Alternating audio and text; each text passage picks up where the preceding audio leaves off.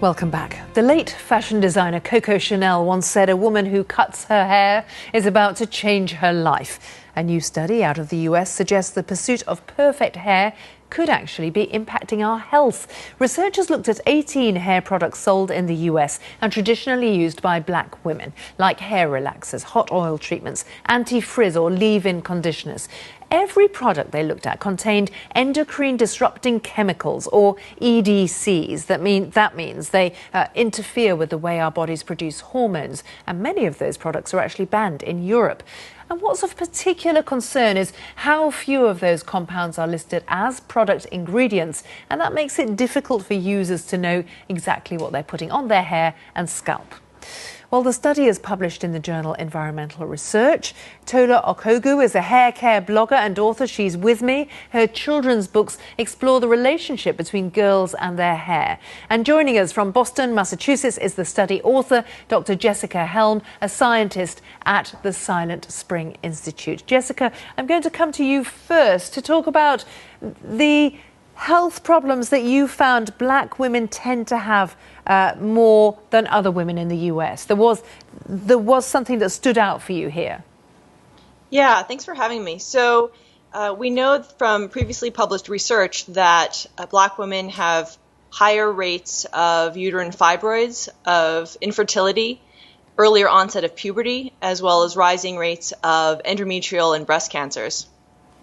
And did you find a link with the kind of chemicals that are in the hair products we talked about?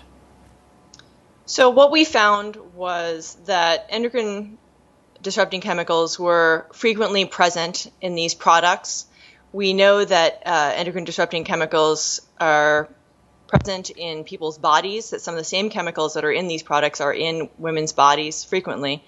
And we know that they have effects at high doses. Our study wasn't set up to specifically answer the question of whether or not these chemicals were directly influencing health, but the fact that these chemicals are frequently found in these products was of concern to us. Let's pick up that concern with Tola, because I know you not only act as a hair care coach, you're aware of what's on the market now. Yes. But you've been aware of, over years, the kind of products that have been used by black women to care for or tame, or however you want to put it, your hair. Yeah, with black hair, it naturally requires a lot more products than any other hair type because it's drier and it also requires more lubrication. So black women do tend to use a lot of products in one session, so they'll layer products. And historically, the products that we buy, I've been aware for a while that the ingredients are on the cheaper end, and the brands, it does appear to be quite low quality products, and most of the products are bought in hair shops in areas where the demographic is majoritively black. And a lot of products traditionally have come in from the States. Yes, they have. Historically, I mean, I've been using hair products obviously for a long time, and when I was young, my mother used to relax my hair with little relaxer box kits that were directly imported from the US. So historically, most of our products do come from the US.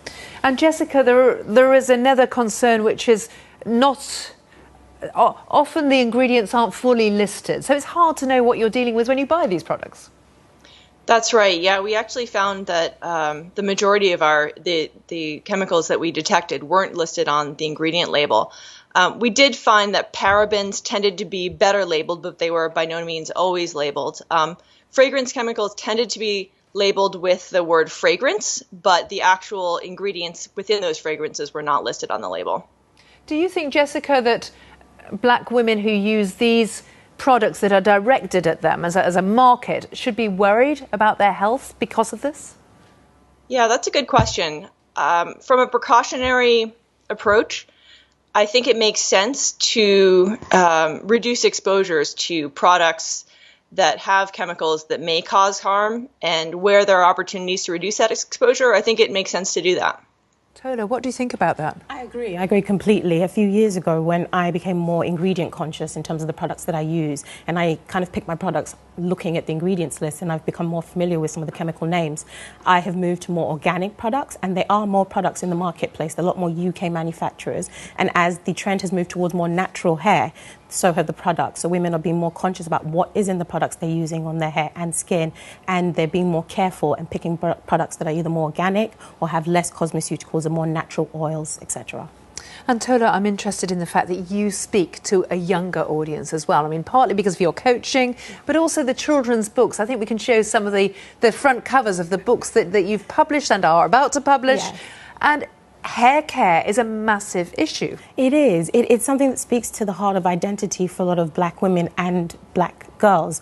Hair isn't just hair for us. It's the number one signifier of our race, and it is very much tied into our race and how we view ourselves. And historically, our hair has been something we've kind of felt ashamed of and felt was inferior. So my books kind of are about celebrating black hair, black skin, black beauty, and hopefully helping a new and younger generation that's coming up develop a love for their hair and what is naturally coming out of their heads.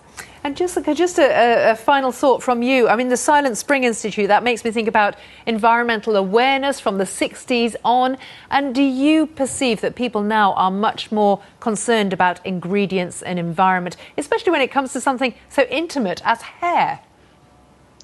Yeah, I think that there is, within some areas of society, there's some awareness, but I think by and large, people are generally unaware of the chemicals that are in their products and the potential that those chemicals might have to cause harm.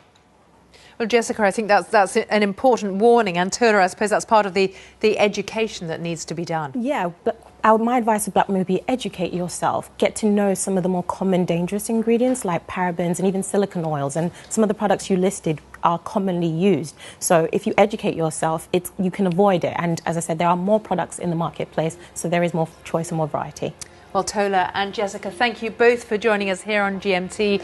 Thank you for joining us, and you can always talk to me on Twitter about any of the stories we've covered in a very busy news hour. I'm at Philippa BBC. Goodbye.